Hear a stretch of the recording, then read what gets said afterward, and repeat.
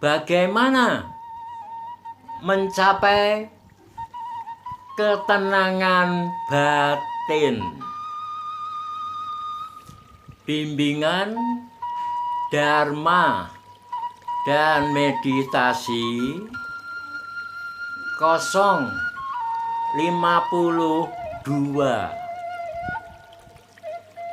Kita sering mendengar dan membaca bahwa meditasi, konsentrasi, samatha bhavana yang dilakukan seseorang terus-menerus akan menimbulkan ketenangan batin.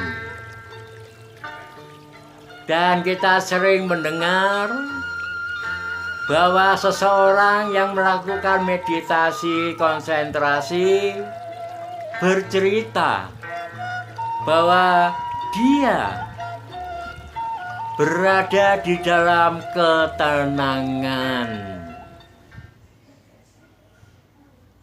Memang benar, seseorang yang tekun melakukan meditasi konsentrasi samatha bhavana, misalnya dengan objek masuk dan keluarnya napas, dia bisa berada di dalam ketenangan pada saat itu. Tapi ketenangan itu hanya bersifat sementara. Tidak bisa bertahan lama. Ketenangan itu bisa buyar. Konsentrasinya bisa melemah. Nah, hanya saat seseorang mencapai jhana, yaitu pada saat melakukan meditasi konsentrasi, orang itu berhasil melakukan konsentrasi yang sangat kuat pada objek meditasi yang diambil dan dipilihnya.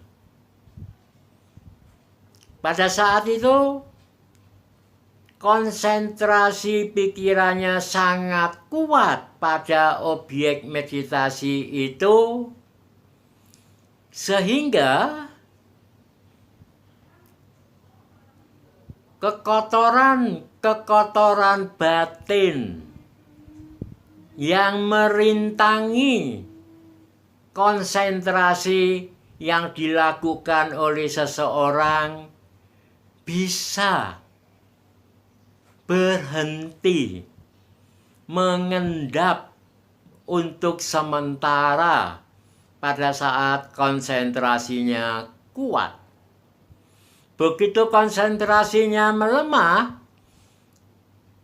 kekotoran batin yang disebut 5 rintangan batin itu akan bermunculan kembali. Jadi pada saat seseorang bisa melakukan konsentrasi yang sangat kuat pada objek meditasi, misalnya masuk keluarnya napas, proses masuk keluar, masuk keluar, masuk keluarnya napas itu benar-benar bisa dikonsentrasikan dengan pikirannya. Tidak terlepas perhatiannya, konsentrasinya pada napas yang masuk dan napas yang keluar tidak terlepas. walaupun ini bersifat sementara. Pada saat itu, rintangan-rintangan batin, kotoran-kotoran batin, yaitu nafsu, kesenangan indera yang sering bermunculan. Tiba-tiba kesan dipuji pada beberapa hari yang lalu itu, rasa senangnya timbul. Kemudian dia ingin dipuji-puji pada saat ini. Atau dia mencari-cari, berpikir, teringat kesenangan indera yang pernah diperoleh melalui penglihatan, misalnya melihat sesuatu yang indah, sesuatu yang menarik, sesuatu yang cantik, dan sebagainya. Atau mendengar sesuatu yang menyenangkan, mencium aroma yang disukai. Ternyata wangi yang seperti itu tidak semua orang suka. Tapi wangi tertentu membuat dia itu suka. Dan dia sering mencari-cari, mengingat-ingat dan berpikir tentang aroma yang disuka itu. Atau yang melalui pengecap lidah, makanan, minuman yang sangat disenangi itu. Atau melalui sentuhan, tubuh menyentuh kasur yang empuk, tempat duduk yang empuk, memegang sesuatu yang empuk, dan sebagainya. Sentuhan-sentuhan yang memberikan kesenangan itu seringkali muncul pada saat melakukan meditasi. Konsentrasinya sudah mulai terpusat, muncullah nafsu kesenangan indera. Itu yang pertama. Yang kedua, muncullah niat-niat jahat pada orang yang tidak disukai. Ingat, pada seseorang yang tidak disukai, muncullah pikiran jahat. Mudah-mudahan orang itu mendapatkan kecelakaan. Saat ini dia sedang perjalanan piknik. Mudah-mudahan mobilnya itu nabrak truk yang sedang berhenti.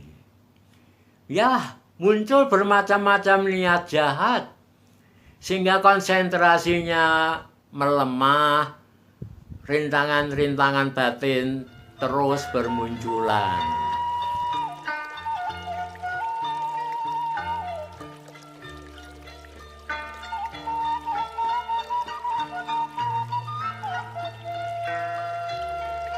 Yang ketiga adalah timbul kemalasan dan kelengahan.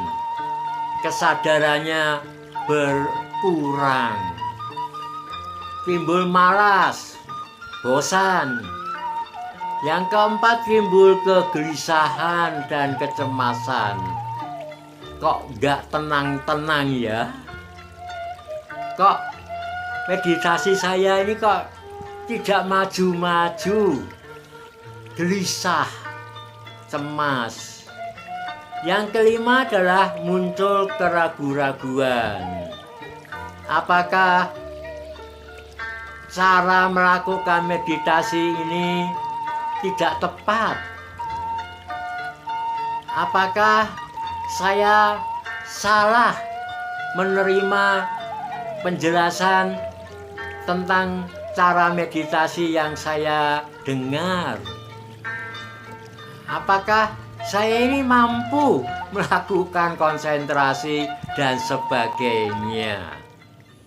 Ini adalah 5 rintangan batin, kekotoran batin yang sering bermunculan pada saat seseorang melakukan meditasi konsentrasi.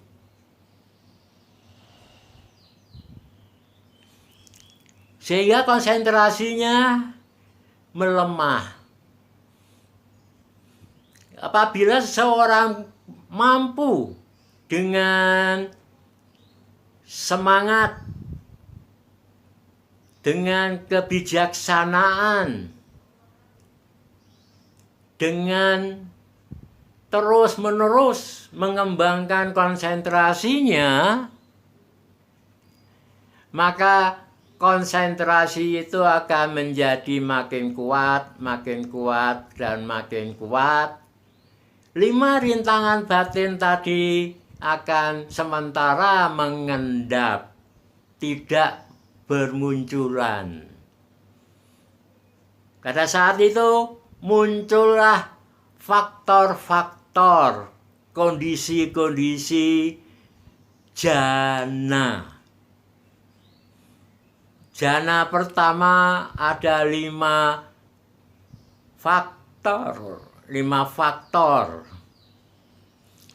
Dan seterusnya makin kuat konsentrasinya akan masuk jana kedua, makin kuat konsentrasinya jana ketiga, jana keempat.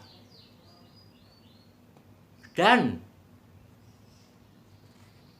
pada saat mencapai jana-jana tersebut,